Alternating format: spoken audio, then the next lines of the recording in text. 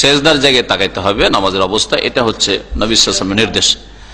আর তারপরে যখন এতে থাকবে তাশাহুদে বসবেন, আসবে সামনে আলোচনায়, তাশাহুদে যখন আঙ্গুল হেলাবেন আঙ্গুলটার দিকে নবী সাল্লাল্লাহু আলাইহি ওয়াসাল্লাম তাকিয়েছেন, ওই সময় শুধু তাশাহুদের সময়। এই দুটো বিষয় জেনে নেন। আর তারপরে আর একটা বিষয় জানেন, যেটা ওই ভাই জিজ্ঞেস করছেন যে অনেকে নামাজ পড়ে আর ও আকাশের দিকে তাকায়। নবী সাল্লাল্লাহু আলাইহি ওয়াসাল্লাম এই ক্ষেত্রে কিন্তু শক্ত বাণী উচ্চারণ করেছেন, বলছেন ওই সব লোকেরা যারা আকাশের দিকে তাকায় তারা কি ভয় করে না যে তাদের চক্ষু আল্লাহ পাক ছিনিয়ে নেবেন, তাদের চক্ষু আল্লাহ পাক ছিনিয়ে নেবেন। এটা যদি আকাশের দিকে তাকায় সেই ক্ষেত্রে নবী সাল্লাল্লাহু আলাইহি ওয়াসাল্লামের শক্ত বাণী রয়েছে। আর যারা ডানে বামে তাকায়, এদিক ওদিক তাকায়, ওদের সম্পর্কে জিজ্ঞাসা করা হলে নবী সাল্লাল্লাহু আলাইহি ওয়াসাল্লামকে জিজ্ঞাসা সুইলা আনিল ইলতিফাতি ফিস সালাহ, নামাজের মধ্যে এদিক ওদিক তাকানো সম্পর্কে জিজ্ঞাসা করা হয়, তখন নবী সাল্লাল্লাহু আলাইহি ওয়াসাল্লাম বলেন হুয়া ইখতিলাসুন ইয়াখতালিসুহু শাইতানু মিন সালাতিল আবদে। এটা হচ্ছে ছো মেরে নিয়ে, ইখতিলাস মানে ছো মেরে নিয়ে যাওয়া। হ্যাঁ, ছো মেরে আপনি যাচ্ছেন রাস্তা দিয়ে আর হাত থেকে ছো মেরে মোবাইল নিয়ে গেল, আজকাল যেমন হচ্ছে। হ্যাঁ, এখানে হ্যাঁ, তো এই যে ছো মেরে নিয়ে যাওয়া ছিনতাই করে, নবী সাল্লাল্লাহু বলছেন যে এটা হচ্ছে কি, নামাজে এদিক ওদিক তাকানোটা হচ্ছে শয়তানের ছো মেরে নিয়ে যাওয়া বা শয়তানের ছিনতাই। ইয়াখতালিসুহু শাইতান, শয়তান ছিনতাই করে মিন সালাতিল আবদে, বান্দার নামাজকে, ওই নামাজটা হতে দিতে চায় না, সেই জন্য ছিনতাই করে নিয়ে যায়। তাহলে যেই ব্যক্তি এদিক ওদিক তাকায় তার নামাজ শয়তানে ছিনিয়ে নিয়ে যায়, ওর নামাজ ওইভাবে হয় না। সুতরাং সাবধান হবে এই ক্ষেত্রে। জি, নবী করিম সাল্লাল্লাহু আলাইহি ওয়াসাল্লাম নামাজের জন্য বিশেষ কোন অবস্থা তৈরি করতেন যা নামাজের আগে হইতো না, এরকম করতেন না। নামাজের আগে যদি পাগড়ি পরে থাকতেন তাহলে নামাজের অবস্থাতে পাগড়ি পরতেন, আর নামাজের অবস্থাতে নামাজের আগে পাগড়ি ছিল না আর আসলেন আর নামাজের সময় পাগড়িটা বাঁধলেন তারপর নামাজ শুরু করলেন, কোনো প্রমাণ নেই।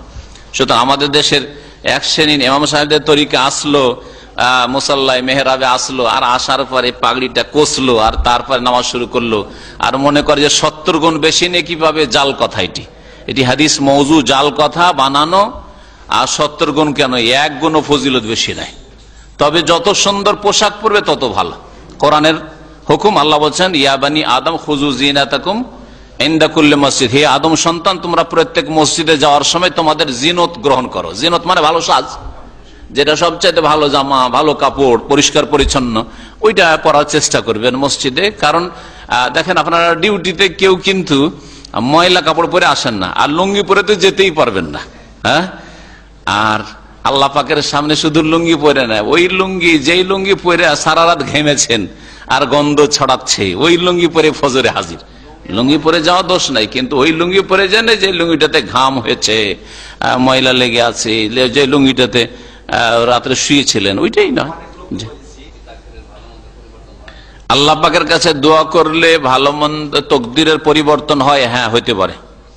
আল্লাহ পাক রব্বুল আলামিনের কাছে দোয়া করলে তকদিরের পরিবর্তন হইতে পারে, এই মর্মে হাদিস রয়েছে। নেক আমলের দ্বারা আত্মীয়দের সাথে সুসম্পর্ক, দান খায়রাত করা, আত্মীয় মা বাপের খেদমত করা, ভাই বোনদের সাথে সুসম্পর্ক রাখা, ইত্যাদি ইত্যাদি, খালার খবর নেওয়া, ফুফুর খোঁজ খবর নেওয়া, আত্মীয় চাচাদের খবর নেওয়া, মামাদের খবর নেওয়া, অভাবী দুর্গত যারা আছে তাদের খোঁজ খবর নেওয়া, এগুলোতে বালা মুসিবত দূর হয়। সুতরাং তকদির পরিবর্তন হইতে পারে। আর আপনি কি জানেন যে আপনার তকদির এইটা আছে? আগে থেকে ধরে নিলেন যে যা আছে তাই আছে, আমি আর দান খায়রাত করবো না, আর ও তো ভালো করতে যাবো না। না, বালা মুসিবত অবশ্যই দূর হয়। দেখা গেছে বাস্তবে, ভালো করে দেখবেন, যারা যত বেশি আত্মীয়দের খেদমত করেছে, গরিব অভাবের খেদমত করেছে, তাদেরকে আল্লাহ পাক সুখী করেছেন। অল্প আয়ুতে অল্প সময়ে অনেক কিছু দিয়েছেন। বাস্তব সত্য, বাস্তব সত্য। এটা হাড়ে হাড়ে টের পাবেন যদি আপনি এরকম করে থাকেন। দেখা যায় যে আপনার ছোট ভাই নতুন বিয়ে করে আলাদা হয়ে গেল, আপনার সমান জমি নিয়ে, আপনার সমানটা নিয়ে চলে গেল। আপনার 5টা 7টা 8টা ছেলে হয়ে গেছে, কিন্তু সবগুলি ভাইকে মানুষ করেছে, বোনগুলির বিয়ে শাদী দিয়েছেন। লোকে তো ভাবছে যে আপনি গরিব হয়ে গেলেন। দেখবেন আপনার ছেলে মেয়েরা সুখী হবে আর ও অতটা সুখী হইতে পারবে না।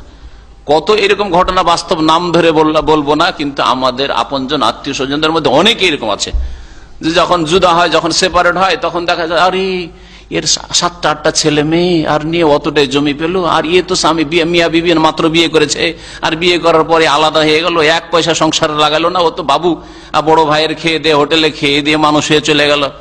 দেখা গেল যে এখন অশান্তিতে ভুগছে ওই ছোট ভাই, হ্যাঁ, আর আলহামদুলিল্লাহ খুব আরামে আছে, বরকতের শেষে নেই। এরকম বহু দিক আছে বরকতের, যে বরকতের আসবাবুল বারাকাত আমার আলোচনা আছে, বরকত কিসে আসে, কিভাবে আসে, ওগুলো আলোচনা জি না, এই তরিকা না। আগে সামনে আলোচনায় আসবে যে আমাদের যে নামাজগুলি আছে, শুক্রবারের আলোচনা, যদি শুক্রবার আমার এই সপ্তাহে আলোচনা থাকে তাহলে শুক্রবারের দর্শে বিষয়বস্তুটা আছে। সেটা হচ্ছে যে আপনার যে নামাজটা পেলেন আপনি, সেটা আপনার আগের নামাজ, খুব সহজ ভাষায় বুঝেন। যে নামাজটা পেলেন সেটা আগের নামাজ, 2 রাকাত পেয়ে গেছেন, প্রথম 2 রাকাত হয়ে গেছে, তাহলে বাকি 2 রাকাতে শুধু সূরা ফাতিহা পড়া আছে, বোঝা গেছে? এটাই হচ্ছে ঠিক, কারণ নবী সাল্লাল্লাহু আলাইহি ওয়াসাল্লাম বলেছেন ফাআতিমু, পুরা করা, আর পুরা করা হচ্ছে আগেরটা আগে আর পরেরটা পরে। জি, ইমামের কয় রাকাত হইলো আর কোন রাকাত ধরলেন ওই সব দেখা দেখি নেই আপনার। বাস এখানে শেষ করছি, সময় লম্বা হয়ে গেছে। সাল্লাল্লাহু আলাইহি ওয়া সাল্লাম মুহাম্মদ ওয়া আলা আলিহি ওয়া সাহবিহি আজমাইন।